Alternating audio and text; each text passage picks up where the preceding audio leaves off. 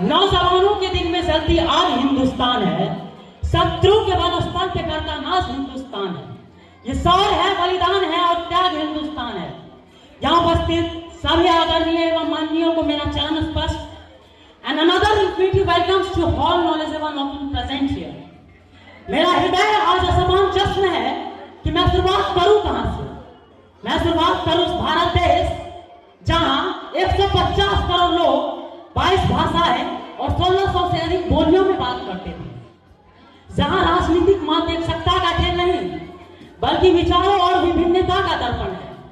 या उस भारत के सांस्कृतिक जटिलता से जहां 4000 जातियां, 25,000 उपजातियां, 49 बौद्ध और 8 प्रमुख धर्म हो, जहां विचारों की क्रांति न केवल भारत भर में बल्कि पूरे विश्व को दिशा दी, आम भद्राखित भोजन को विश्वता।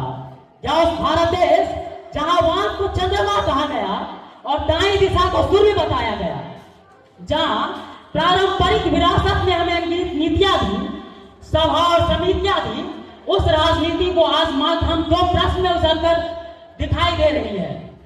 आज आवश्यकता है हमें यह समझने की और आवश्यकता है हमें यह समझकर वामपंथ का सार है समानता, जिस पर ऋग्वेद ने कहा समान मंत्र समिति समान, अर्थात सभी के साथ समान अवसर और समान न्याय हो।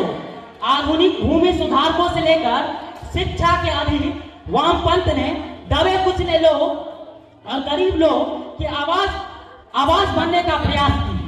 तो वही दक्षिण पंथ का सार है परंपरावाद, जिस पर चाणक्य के अर्थशास्त्र ने कहा कि प्रजा सुखे सुखम राज्य, मतलब प्रजा के सुख में ही राजा का सुख है। अर्थात जो कि हमारे राष्ट्र को सुरक्षा बढ़ाना रहा। और यह आवश्यकता है यह समझने की कि भारत की राजनीति कितनी जड़ें से गंभीर और समृद्ध है।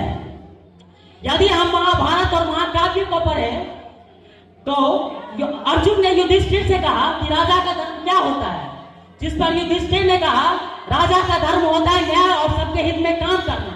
ना तो ये लेफ्ट है ना तो ये राइट है, बल्कि यह विचारधारा है समाज को कल्याण और प्राथमिकता धर्म मानने की।